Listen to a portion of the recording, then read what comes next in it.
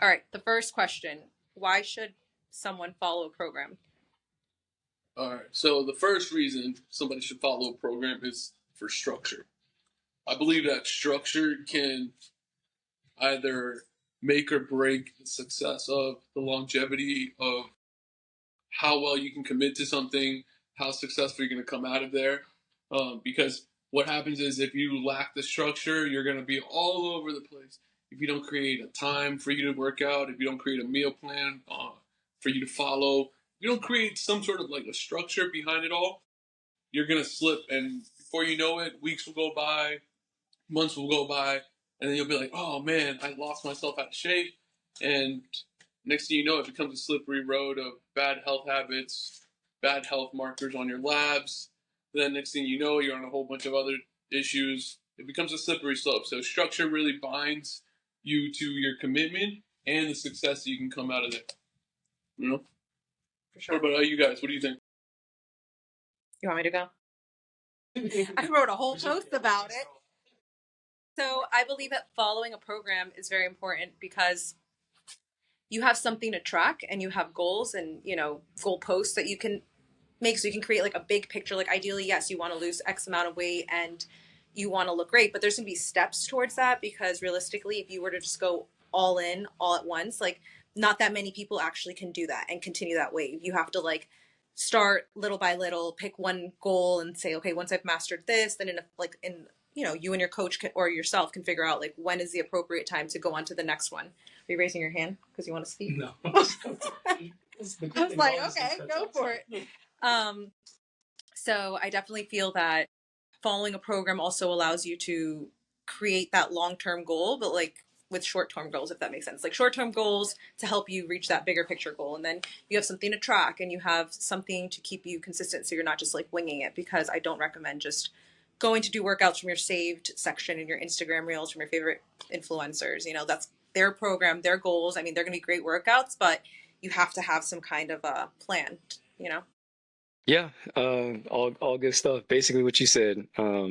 If you don't have a program, you don't have metrics to track to make sure that you're progressing in the right way. You have no idea knowing if you're improving, if you're getting towards a goal. So that's the first part. Second part, like you said, like the mesocycles, right? Being able to break a program down. So say I want to go ahead and squat 400 pounds. I want to increase my max by 25 pounds. Like, what does that look like over time? How strategically do I get there? If you're not following a program, you're just like, I'm going to go squat. Today, I'm going to do 200 pounds. Tomorrow, you don't know what you're doing. You don't have a measured way to get to that goal. So those are the first two things. And like, I'm going to ping pong off of something you just said right there. It's like, you want to, let's say that was the goal, right? You want to hit those 200 pounds. If you don't follow a program and you go based off a feel, like off of my own experience, if I didn't have a structured program and based off a field, I would have taken a day off. I'd be like, no, I'm too sore. Like, or I back off on the weight. I'd be like, I'm not doing this shit. Programs hold you accountable. When you understand that like you're there and like sometimes you're supposed to be that sore and like that soreness is there for a reason. That's actually one thing it took me a little bit to learn. It's like sometimes the soreness is there for a specific reason, so it heightens your awareness. You actually push a little bit harder when you're a little sore because you're aware of like, oh, this is where my body is, my mechanics are here, X, Y, and Z. You can feel little faults, and then next thing you know, you're adapting, right? Adaptation, yep. That's a whole nother topic, right? Like people don't allow themselves to go through adaptation. Like, in Harry Potter where like the lady's like, oh, I can mend bones, but growing them is a whole nother process, right? Like it hurts like heck. And it applies to muscle too. Like maintenance master, like one of my clients likes to say, maintenance master is a whole different ball game compared to building muscle. It's like if you're trying to build muscle, which is like you're ripping and tearing the muscle apart for it to grow. I mean, yeah, you're going to be sore. You're going to be hurting. You're going to be achy. And it's all part of the process. So when clients come in and they're like, I'm kind of sore and it's in the right places, you're like, oh, you're on the right track. You're doing something right. Right, exactly. Bingo. And I think a lot of times athletics teaches us how to listen to our bodies. People who haven't really played a sport or like pushed themselves to that level, when they start to feel discomfort, they get afraid. Oh. Yeah, they look for comfort. How many times people think they're having a heart attack? Yeah, I tell you what, like so y'all know, well, y'all don't know Divian, but y'all know Divian. Yeah. The first time he came in and worked out, the very first time he came and worked out, he did dips, like bench dips. He didn't come back to the gym for a month because he thought he like ripped his pec. Like legit. And now this kid, you know what I'm saying, is in here 5 days a week doing muscle ups and all types of other stuff. So the point is like, if you don't know how to listen to your body, what to expect from your body, you freak out. That's a lot of the like learning curve for clients. Let's have a quick little recess moment, man. Now you got me thinking about some of those clients, man. I've had people who have thought they had a broken hip. I've had people who think they tore their pec. Like, I'm going to the ER. He strained his heart. And like, listen, first and foremost, I joke because it's just funny, but like, yes, you should go get checked out if you think something is wrong, first and foremost, just so that way you have that mental clarity of like, nothing is wrong, right? Definitely don't listen to your trainer if he's like, don't go get checked out. I know that they're sore, that they're fine, but I do encourage clients to, hey, peace of mind. Go to the doctor, go get that MRI, go get that checkup, because you're going to understand what the process involves. And if you understanding the process involves with aches and pains and you just need a medical professional to get cleared, dude, I think you're doing a very good due diligence, because now you're like, hey, I just want to get the clearance, which is something I've done, and I know you've probably done. Yeah. We in the athletic world call that a medical clearance. You're getting medically cleared to continue to train. If you were working out or doing a sport and like you just, let's say you rolled your ankle, you tweaked something, you would have to go to an athletic trainer. Like you can do X, Y, and Z today. Yeah. You got to back off on these things, but you're good to do these things. Correct. Exactly. I'll never forget when I passed out doing a front squat because I put too much weight on my back. Right? Yeah, we have it on video, so maybe we'll leak that footage. Right here. And like I was like, I passed out and like 300 pounds crashed. It was funny. Like I have it all on video. And then I went to the TB12 people, great people, go check them out. And I just got medically cleared. I was like, hey, I was front squatting. I passed out. I just want to make sure that I didn't like accidentally tweak something. Yeah, can you just clear me? And they cleared me and I was good to go. You know, so I think it is important to go get cleared, but it is funny when you take somebody who has no history of working out, no athletics, you put them through basic stuff, like, you know, general education or general fitness. Mm-hmm. And then they're like, yo, why do I feel like I tore something? Yeah. Like, my rotator cuff's broken. It's funny, man. Like, I look at it like, I don't even know what it feels like to not, like, be sore. Oh, yeah. Right? Like, like always feel something in your body. Be it soreness, achiness, like your ankle, whatever. Like, there's always something there. And you know the difference between, like, this is pain, right? This is something that's, like, messed up. But this is, like, my everyday. Right? Yeah. I feel that it's also important to note that you only get that extreme level of soreness when you first start your fitness journey. It's not like you're going to be to that level. You know what I'm talking about? Like, yeah, like or a new program. Yeah. I was going to say, you start doing some shit you didn't know before. You're like, what the hell? Right. Good. Yeah. Two goalposts. Like, your body's going to be like, what's going on? Sure.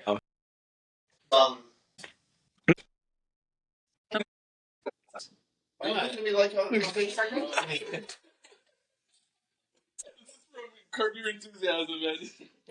We're talking about Ken. Yeah. Well, anyways, we were talking about the soreness and people just having an awareness that, like, when you start a fitness routine, you definitely. But wait, there was a part to it. Fine.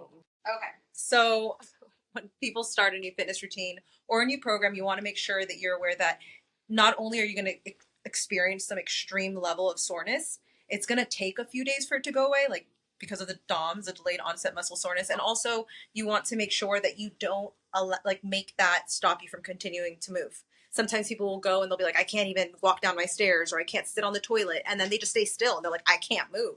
So you need to continue to move through that. That's a good point. Yeah. That's actually one of the most important points. If you're not injured, the best thing for you is movement. So discomfort, the more you move, the better you'll feel. Yeah. I've had people text me and be like, I'm not going to be able to make it tonight because I'm so sore. I can barely move. Like, man. Come in, we'll figure it out. There's something we can do. 100%, like there, because like, all right, so let's say you're watching this right now and you don't have a personal trainer and you're going to the gym on your own, and you need to understand a scale of how to approach the pain. I teach clients, you have a scale of 1 to 10, 10 being like you need a trauma surgeon today, like right now, and then 1 being you're fine, you're good. As long as it doesn't pass a level 4, you don't even acknowledge it. It doesn't even exist. You can't even comment on it. And that's going to allow you to build a little bit of a pain threshold. Because in the world of fitness, you need to build a pain threshold. And it happens over time and repetition. And that's how you build strength. And in my opinion, if you you can't be fragile. You can't be weak. You have to understand that you're going to need to have a little bit of grit and use that pain scale of 1 to 10 and make sure that it's never more than a 4, and you're going to be good. Yeah, you better than me. I tell people if it's not a 7, don't tell me shit. 7 is where you want to be. We can operate at a 7. An 8 might be hurt, but 7 we good. 5, 6, that's nothing. Well, yeah, because you got. I mean, like, it's one of those things where, like, if you didn't come from like a sports background or some sort of like a family that's very active, you're never gonna understand what it's like to like push yourself, right? So like a lot of people will be like, oh, I don't want to do this. This is achy. This hurts, and it's like you want to just bite your tongue and just start moving because that movement is gonna start to create circulation. And like, listen, you want to use the analogy of like a pond versus a river. A pond is sitting still water, and if you look at a pond, sometimes it's a little, it's questionable. I'm not drinking from that. I ain't going in there. There's something in there, you know. It might be like a Loch Ness monster.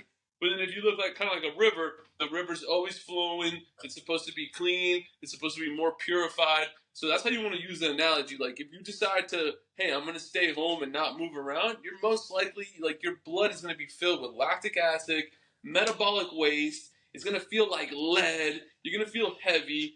But then if you start moving and that blood starts to circulate, you have something called your kidneys and your liver that will start to filter some of these things out.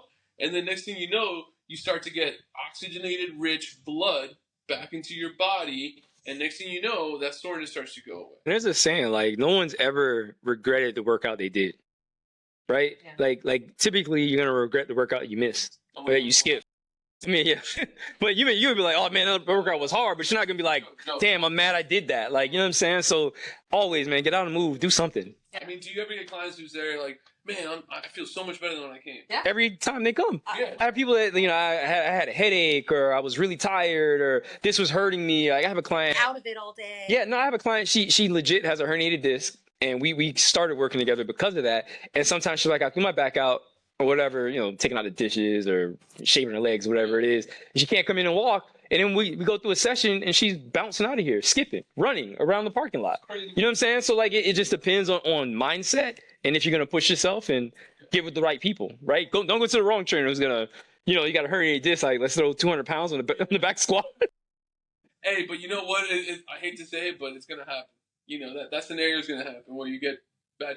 I was talking to a client of mine, and because he was commenting and he was complimenting a lot of the attention to detail that we provide here at the Ludus Gym for one-on-one personal training. Come check us out. And he was saying like, "Yo, if I was with another trainer, I probably would have gotten hurt." How's it going, dude? And it's like, yeah, but then also like a lot of trainers don't have the proper mentorship, so like they get stuck in this repetitive, redundant of like just different forms, different reps, and like it hurts the client. But the trainer didn't mean to do harm. It's just that they didn't educate themselves and they didn't get the right mentorship. And then next thing you know, the client's the one getting hurt. Or they might even be Overworked, right? Like oftentimes, like you get to a point where you're training so many clients a day. With some trainers is they don't have the attention to detail to have a different program for each client, right? Sometimes like you running back to back to back, you got 15 sessions in a day or whatever. You're like, this is the workout of the day. And you're going to give it to everybody at varying degrees. But a good trainer can do something like that. I've been there. I've been there too. That's what I'm saying. We're only speaking from experience. But a good trainer can do something like that and make minor tweaks for every individual. So it's a unique workout for that person, even though the focus of the workout may be the same for everyone that day. Dude, I'll never forget. I still have the memory to this day. I was working pretty much like 6 a.m. to like about 9, 10 p.m. at the commercial gym. And I was like not only the personal trainer director, but I was like the head personal trainer. Same So one here. I was running sessions, selling sessions, and I was burning out, man. Like by the middle of the night, like I couldn't correct anybody's form. I was literally just there like, all right. And I remember I was burnt out that day. I was like on just Fumes. yeah, for real. And some guy walks in, he's like, man, her form's horrible. And let me tell you, man, her form was horrible, bro. Like, straight up. Like, and then that little comment, it slipped right in, and I was like, ooh. And I was like, oh, you know what? Like, that's when I leveled up, because that's when I realized that, like, what I was making and what I was putting in didn't add up, right? Exactly. That's when we talked about in the previous podcast that you have to start charging a little bit more and things of that Yeah, nature, I mean, so you can pay more attention to your client. 100%. When you first get in the industry, like you're in the, especially in that commercial gym setting, is like you're taught like rat in a wheel, right, man? Just like the more volume, more volume, more volume. What you doing this week? Exactly. But are your sessions quality, right? Yeah. Are you getting people the results they're paying for? It's one thing to have a bunch of people paying you, but are those people progressing? Are they getting what they want, right? Because eventually what's going to happen is what you're going to develop is what we call churn, right? Where people are going to drop off, you're going to get new people. And people are going to drop off and get new people. That's the mark of a trainer, any business model that's not successful, right? Like the successful business, like let's take it out of the scope of personal training, but like BMW, right? People, sometimes you see people that have a BMW family. One person gets a BMW, they like that, no free ads. They might like that car so much that every person in the family then gets that same vehicle, right? You want the same thing to happen with your training, right? You want, maybe not everyone in the family trains with you, but their family, their friends, you know what I'm saying, their uncle, their cousin, like they know that you're the guy to go to. And so when you're in a commercial gym, you're running like on fumes and you're burning the candle at both ends, you can't put the attention to detail to create that level of service that's getting those people that thing. You just have a lot of churn. Yeah, man. You won't specialize in anything. You won't be able to actually provide value beyond just the surface level of repetitions and exercises. And then you can't dive deep in how you can progress somebody, to be quite honest. Because you're so quick on those sessions. Like, commercial gym sessions are 25 minutes, man. Most people don't understand that. Like, a 25-minute session, yes, you can do some workout, like a workout. But, like, to progress somebody, to make them evolve, you need that time frame. Can't even teach, really. You're just like, you hear sweat move. Like, you're not teaching them about their bodies or the program or anything like that. Remember, the only way that I was able to actually maximize my time and my money at a commercial gym is if I like doubled or tripled up sessions and grouped, yeah. Because then at that point I can make a little extra money, teach more people in one time. But then at that point you start saturating your own work ethic and your career and your craft, right? Because then you dilute yourself because you got so many people in front of you that you can't actually provide them with like that specific results, right? And like in our saturated industry, the only way you're going to be able to separate yourself from all the millions of personal trainers is through that niche and specialization. Because like right now, I can close my eyes and find a personal trainer without even like looking. I can just go on Instagram, go to the explore page, close my eyes, click, I'll find a trainer, right? And then like it happened. We did a consultation not too long ago of somebody who bought 4 months of personal training up front, right? And, like, the guy's, like, going through it, and, like, he's showing me what he's doing, and the guy gave him, like, 5 sets of 15. Mind you, the guy's got tumors in his lungs, right? He's never worked out. So the trainer just copy paste. Yeah. And, like, he's got him doing, like, compound movements that are going to kill him. This is, like, a first time. Yeah. I bring him in, and I do the session with him, and I'm trying to, like, follow the program that he got from the online trainer. I'm like, yo, this is, like, way too advanced for you. Like, this is, like, high volume, high intensity. Like, you're about to feel this, like, if you got hit by a train. Are you ready for that? He was like, no, I'm not. Like, that's not what I want to do. Yeah. And then he was a little bit of, like, he had buyer's remorse for a second because he's like, yo, I just paid up front for 4 months of online training, which cost him about like, I think it was like close to like $1,500, maybe a little under that. And then that would have been equivalent to at least a small package of personal training, you know? And then now you got to understand, like, did I get the value?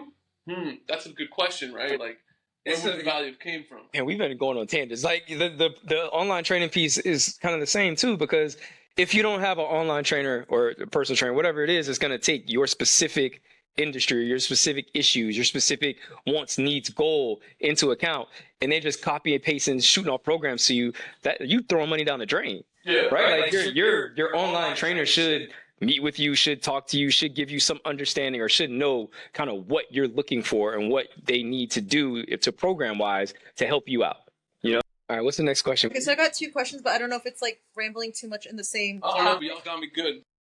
Hey, we're going right now. Let's go. Shout out to Ike's Barbershop for the fresh haircut. The fresh cut, you got to take the hat off. Let them see. Well, the hat's keeping the flow going, you know? Like, let's check it out. You see that, yo? The little flow going here. There you go.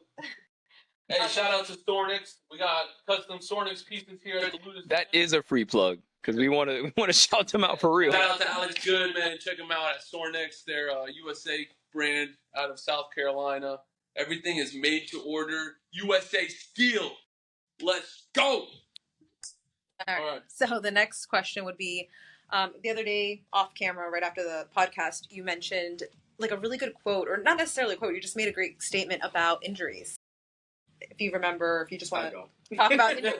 Well, you said something about like injuries you usually don't end up getting hurt when you think you do. Like around an injury, it's usually something that like over time has been overused, and then eventually the injury just happens. So typically injuries are going to be acute or chronic, right? So I think we were specifically talking about that hamstring, person Pilates injury, Pilates or whatever. And my point that I was trying to make is that the movement pattern, right? Movements don't cause typically injury. Malmovement, like if you have an overcompensation somewhere, muscular imbalance, if you're doing a movement wrong, your instructor's not teaching you or cueing you properly, if you're applying the wrong amount of force, that can cause an acute injury, right? And so her going to Pilates, like Pilates isn't what injured her, it's her not having a good instructor to watch her during Pilates that injured her. And I mean to say that is like going to the gym and working out and lifting weights isn't going to cause you an injury, right? If you come to the gym and work out and lift weights, You're not the health inspector, are you? I gotta see the differences. Yeah, come on. I'm well, thank you.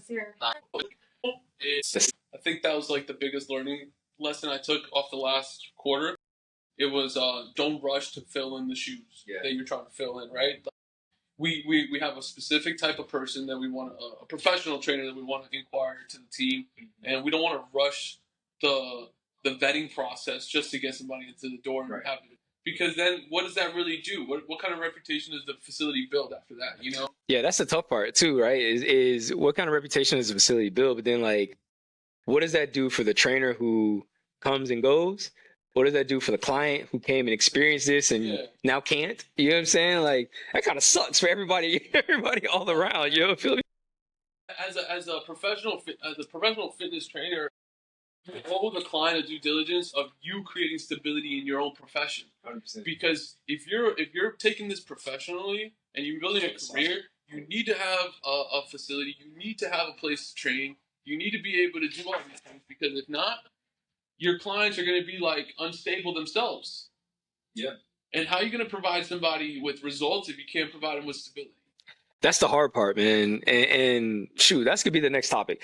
Best thing you can provide your clients is stability, right? Don't be the trainer who's canceling sessions left and right. Don't be the trainer who's showing up late, you know what I'm saying, trying to duck out early. Don't be the trainer who's just sitting on their phone the whole time. Like, the best thing you can provide your clients is stability. Show up for them the same way you want them to show up for their workouts, man. They're paying you a hefty, pretty penny, you know what I'm saying, to get them their goals and what they want. And the best thing you could do for your profession and for them as clients is to show up for them. Agreed, man. And you know what? Like, a lot of my clients they'll say this, because I hear from them. They'll say, like, charge what you need to charge, but make sure that you're able to deliver what you need to deliver. Exactly. Like, if you need to charge $160 a session, because that's going to give you the emotional stability to be able to be professional, the facility that you need to provide for your clients, the ability for you to eat and have your finances in order, so when you show up, you're not freaked out. You're not freaked out like, yo, what am I going to do for this? And you know what? Like, I understand if it's like a periodical thing, like you're going through the growth process, fine.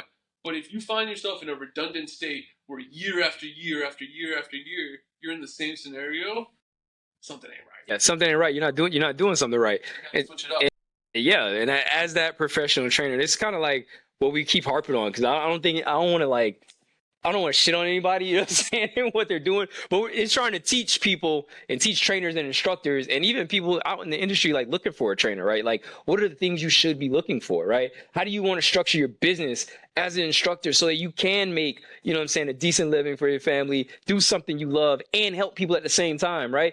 Oftentimes people get into this because it's easy, right? Or they like working out and they're just trying to find a cheap gym membership or some shit like that, or they want to make a ton of money. But honestly, you have to have all three ideals aligned. You have to want to provide for yourself and your family. You got to want to live a healthy lifestyle, and you got to want to help people. If you don't want to help people, this ain't the shit for you, bro. This ain't gonna be for you, man. Yeah, because like, if it's just for the dollar, then you're gonna flame out. Because there's moments when like you have to understand that like you're there to literally help somebody go through it. Just hold their hand and walk them through the process. Walk them through it. Hey, I'm gonna help you get this rep in today.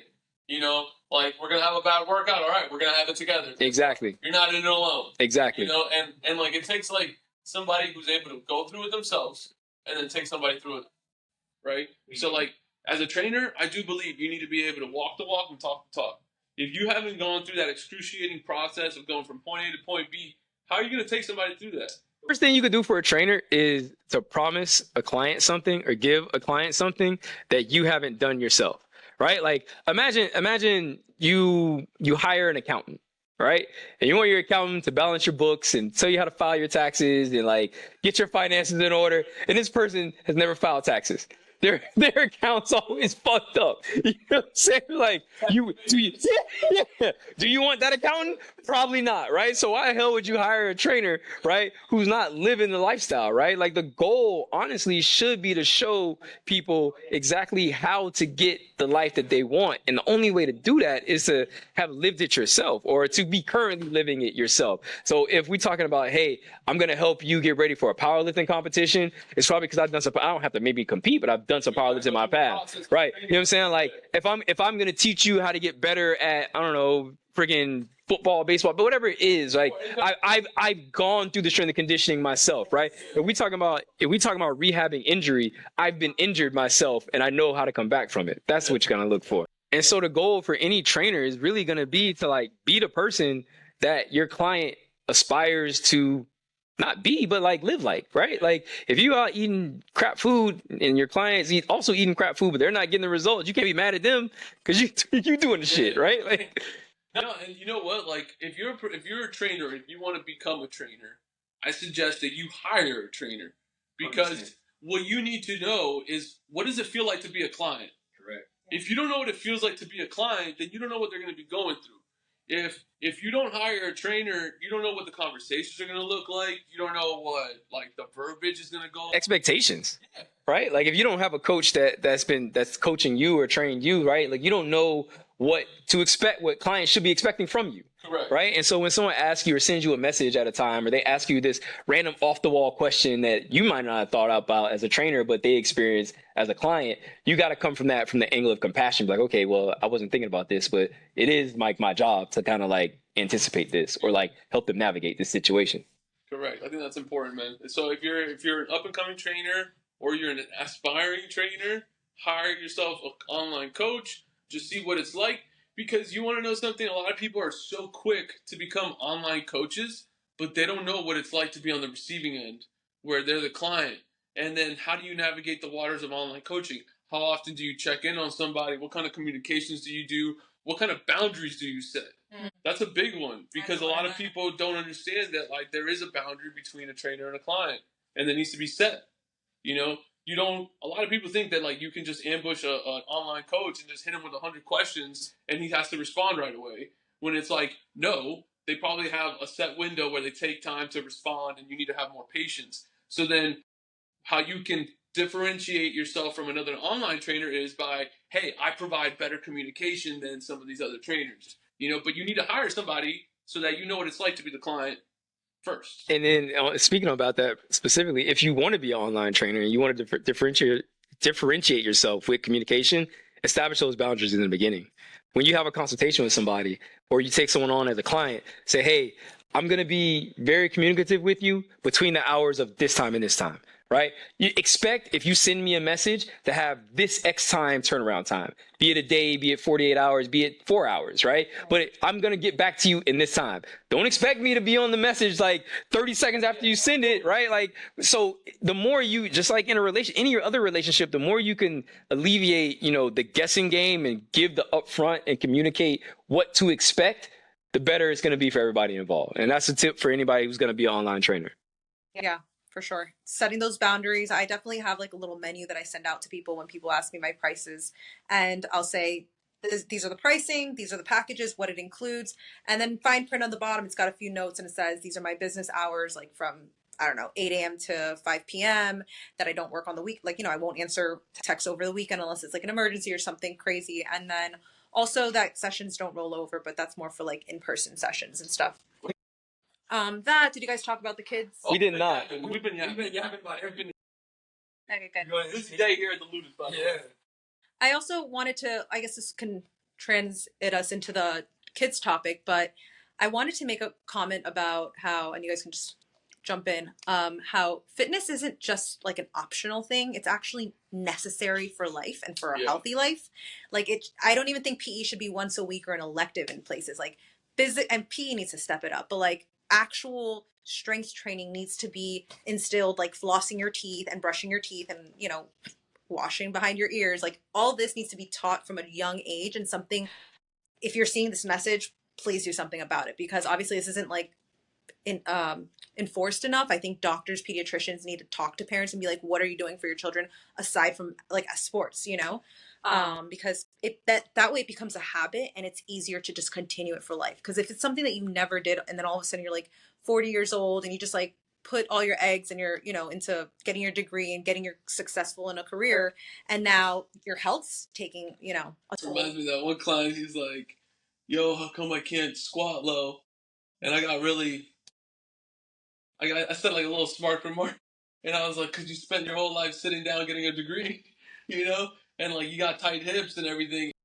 I was just saying it like just to like poke the bear kind of thing. I wasn't like being disrespectful or anything.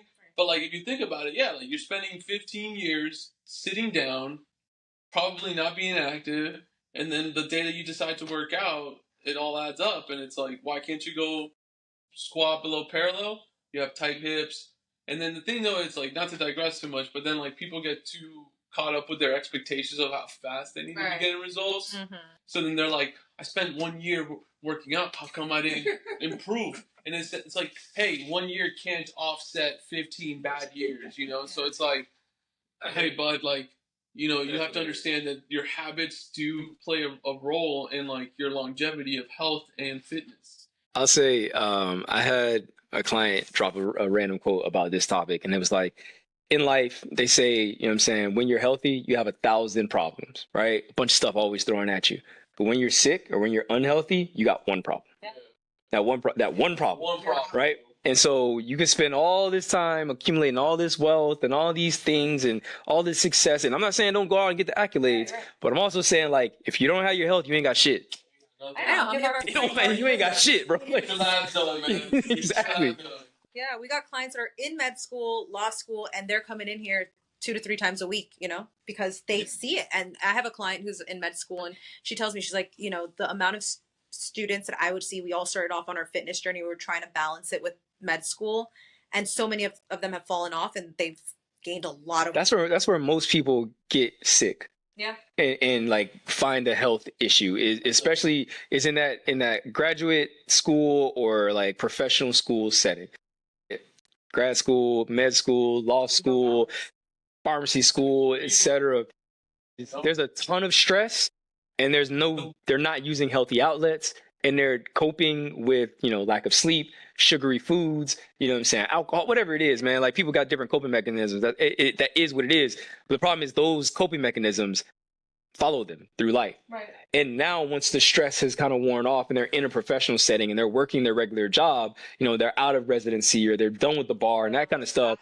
Now they're already overweight, and now they got to work, you know, to pay back those loans and pay that mortgage. And then it becomes a negative feedback loop, and it's always putting their health on the back burner, which is the worst thing to do because it becomes a bigger problem later on. And that's so ironic when they end up going to work in the medical field. You're trying to get other people. Well, not necessarily, because if you think about the way the medical field is, it's not keeping people healthy or making people healthy.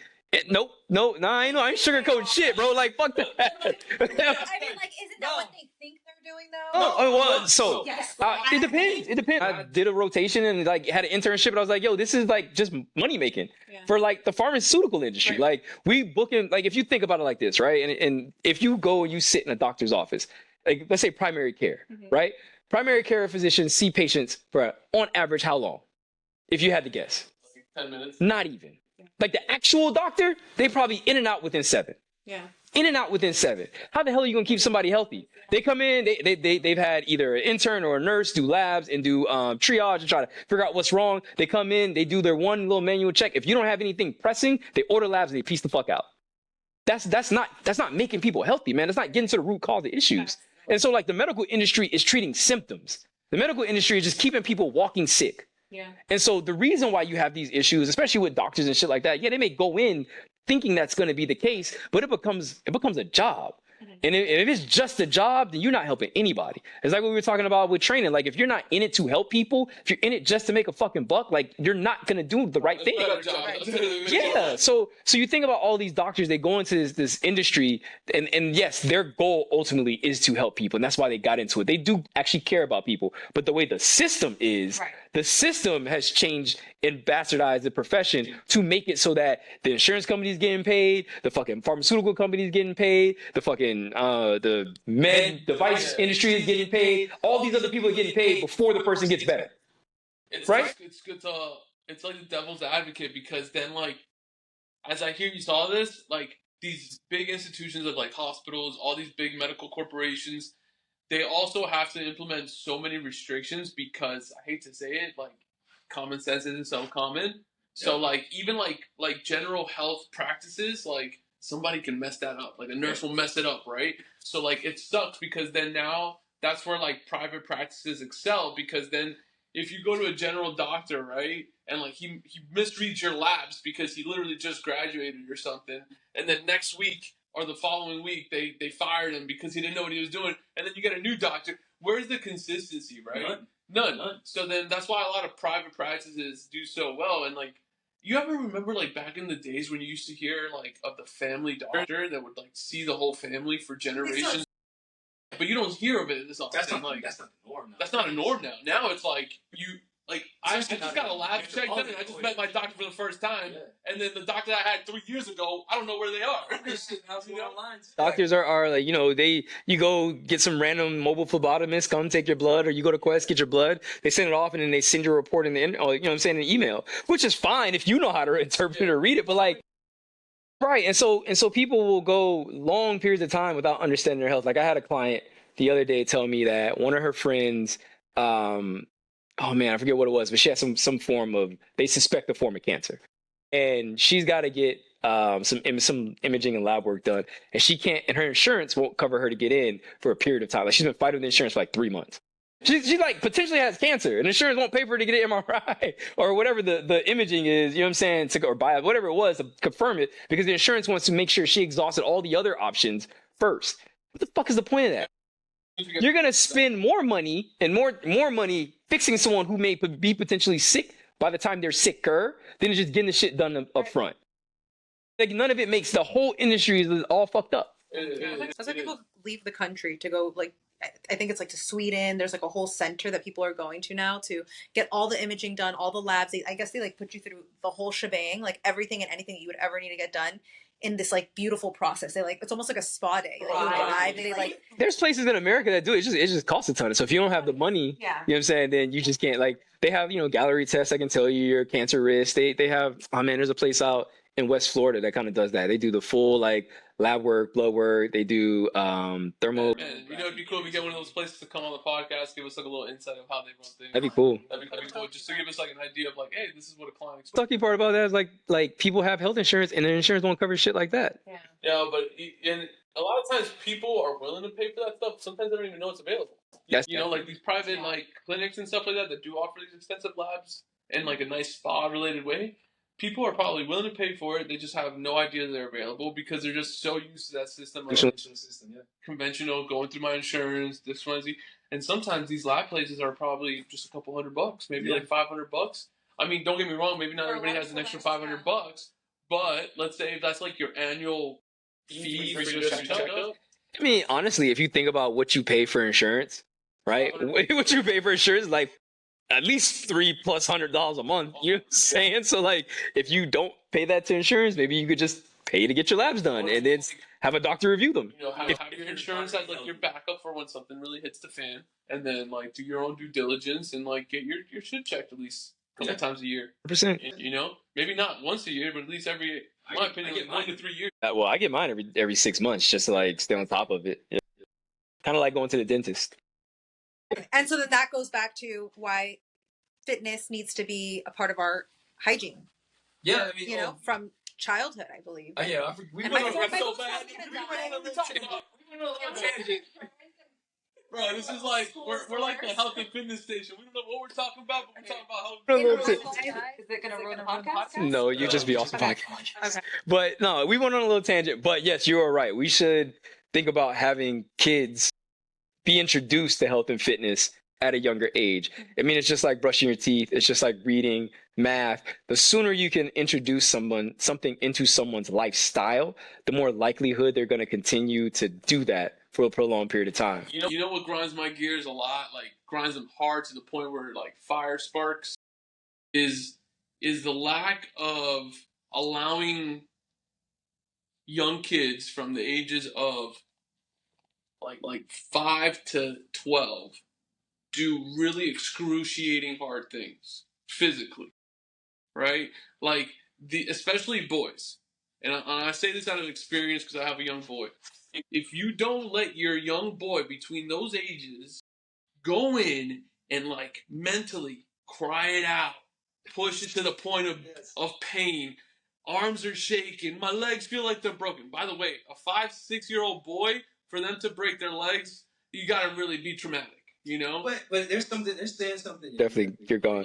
And what I'm trying to get at is like they're in such a like moldable stage that they need to understand that they're not fragile, right? Yeah. And this is where you can kind of look back in ancient history of like ancient Rome and like ancient Greek, where like they would take the kids at the younger age and they would literally like put them into training camps, right? And they would be like, yo, just duke it out, rough it out, build some toughness, and then allow that to evolve, right? And you don't see that too often now. And when the young man or the young boy doesn't go through that whole evolutionary phase, they're gonna grow up missing something.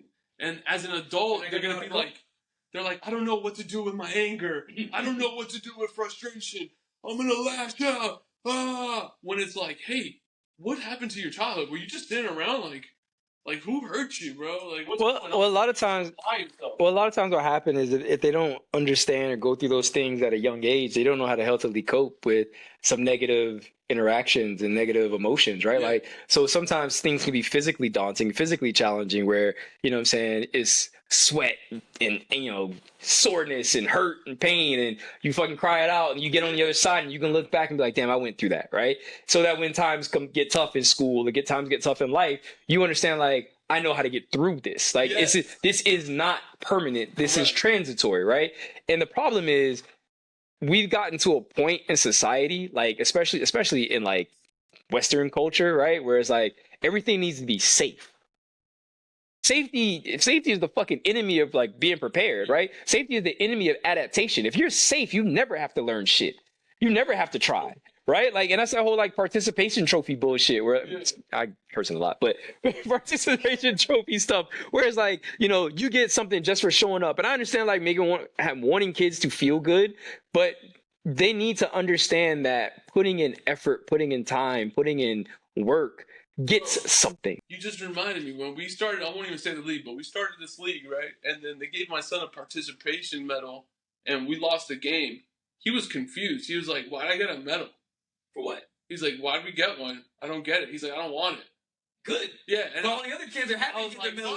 You're like, oh, I want one. Can I get it? Yeah. You get a shiny thing for doing nothing. What the fuck? He was literally confused. He was like, I don't understand why they would give us a medal when we didn't do good, we didn't play well, we didn't do anything right. But you know what that actually breeds? And so like I had another client tell me this, you know what I'm saying? It's like, she's got a nephew and her nephew is like, he's, you know, kind of like mid 30s, early 40s, whatever it is. And he's been unemployed for like almost 2 years. He's a highly, you know, intelligent person, but he's like, why aren't companies beating my door down to give me a job? Oh, yeah. He hasn't gone out and looked for a job. He hasn't talked to him. But that entitlement, right? And so like you think about it, if you just show up to play a sport, right? And it doesn't matter if you're good, doesn't matter if you're bad, doesn't matter if you try, you can sit on the bench and the sideline, you can roll on the ground, cry all you want. But at the end of the day, you can get a participation medal, right? What is that? Does that teach you that you need to try? Does it teach you that you need to work hard, that you need to put effort, that you need to care? No, it teaches you the bare minimum you have to do is breathe. Yeah. Which is stupid. No, it teaches you like, all right, I get it if like you're trying to educate somebody maybe in like constantly showing up, right? But let's say I would validate that at like ages like up to like 3 or 4 years old. After that, like you got to breed a little bit of competition. Yeah. A little bit of like, hey, you know what? Like if you lose, you lose. wipe your tears, show up the next day, work a little harder. You know, and oh man, I'll never forget this coach, man. I'm gonna butcher his name, so I'm not even gonna say it. But he would say, like, listen, you can train hard, you can practice, you can watch all the film, and you can show up on game day and still lose. 100%. And stuff like that's gonna happen. But you're gonna have to still regroup, reset, and show back up. And then like try to do it again as perfect as possible. 100%. Because what's gonna happen is like the odds are probably gonna be against you. You're gonna have everything perfect. The sun's gonna be shining, but all of a sudden the refs don't like you. He doesn't like the way you dress that day. He's like, you know what? Something about your demeanor I don't like, and he's just gonna pick you out of the bunch, and they're gonna flag you. They're gonna give you technicals. They're gonna call strikes where they're not. You know, and you still gotta adapt and change. But you cannot allow like those things to like leak out, right? And I'll give you an example. Like we had, I coached basketball for the school, and we were at a championship game, and this is elementary school kids, so like little kids, right? They started getting physical, like elbows to the face, punches. And my kids, I told them, I was like, listen, you got to just take it like a champ. Because they're going to poke you, they're going to wait for you to punch back, and they're going to try to get you out of the game. But if you take it like a champ and you just beat them by the game, who's the real champion? Exactly. Best thing you can say. Best thing you can say is scoreboard, right? Like it doesn't matter like what they do. Like in general, in athletics and in life, right? There's going to be people who try to get you out your element. But the only thing you can do is control the controllables, and that's you. That's yourself, right? That's your response, your reaction to things. Yeah. You know, it's funny. Like on a personal level, when something I've been learning through is like, you ever just get mad at yourself for getting mad at something? 100%. It's like you're not even mad. Like, why did I let myself get mad? Yeah. That was like a learning process for me because like I would get hot, and then like my wife would be like, "Why are you upset?" And I'm like, "I'm upset because I allowed that to upset me. I cannot believe that I let my guard down to the point where that infiltrated me. Me out of all people, who was like, you know." But like those are some of the self-talk that you have, and like you got to improve on yourself, and like that's one of the things. It's like your ability to maintain your composure. And I think athletics teach you that. Athletics teaches you that? Shoot, coming to the gym teaches you that, man. Like, it's everything in the world to have a goal, right? Let's say today I want to come in, I want to bench 225, right, for 8 reps. Yeah. And I only get 6. That sucks. You know what I'm saying? And not only does it suck, it doesn't feel good, right? And when that's the case, what do? Do you quit and say, I'm not doing this ever again? I'm not going to the gym. Like man, you learn, you regroup. Yeah. You go back, you stretch, you figure out what happened. Next time you have the opportunity to attack it, you attack it. Right? But again, with athletics, sometimes you're going to have the refs that don't lean your way. Sometimes you're going to have bad calls. Sometimes it's raining and you didn't, like you can only control yourself and what you prepared for. That's it. Hey, just to like switch gears into a little bit of science stuff for training, you just reminded me of like something I learned. I saw this chart a long time ago, and it talks about muscle adaptation versus like tendon tissue adaptation, and how your muscle adapts a lot faster than your tendon tissue. So like, let's say you talk about that 225, right? Like that 225 may take you actually 3 to 5 years to master because of like the adaptation period of your muscle tissue versus your tendon tissue. So like, if I was to draw a graph, right? I hope you guys can see me here, and like I'm going to talk about your muscle. Your muscle tissue would go like this. Really high, where your tendon tissue would go like this, and then they finally meet after like 3 to 5 years, right? But that's the consistency I call thing. it the grown man strength. And that's take the weight. But that's where it matters that you stay consistent with something. Yeah. Because just because you failed doesn't mean it's impossible. No. It just means it wasn't in the cards for that day. Progression looks different under the microscope, you know, because a lot of people will progress and be like, "Yeah, my biceps look great, I'm ripped." Right? But then they're like, how come I'm not dropping body fat or something? And it's like, just wait. That may take a little bit of time before your body decides for that to happen. Yep. You know? I mean, unless you're taking some drugs and doing some crazy steroids, like everything has its moment and it takes its own time to do it, you know? And that's where, again, a good trainer is going to come into play, because a good trainer will be able to explain all of this to you. They won't say, hey, I'm going to get you these X results in this X time, no matter what. Yeah. Right? They're going to give you the understanding of what's going to happen with your body. How is your body changing? Okay, yeah, we're going to look at your body fat, your body composition, right? And yeah, you may not have dropped a lot of body fat, but you gain X amount of muscle, right? Or maybe your weight hasn't changed, but you gain muscle and drop body fat, but your actual weight is static, right? So a good trainer is going to be able to help you understand the changes that are happening in your body, the adaptations that are happening over time, be it strength, be it body composition, be it hydration, whatever is going on, as opposed to just being like, hey, you work with me, you pay me X amount, you're going to get this result in 90 days. And it's like, well, maybe you won't. And this might be why. Yeah, something to think about. All right, folks, we're going to wrap it up. We appreciate you tuning in. Come check us out at the Ludus for one-on-one training. We're the best gym in South Florida for all your one-on-one needs. Peace out.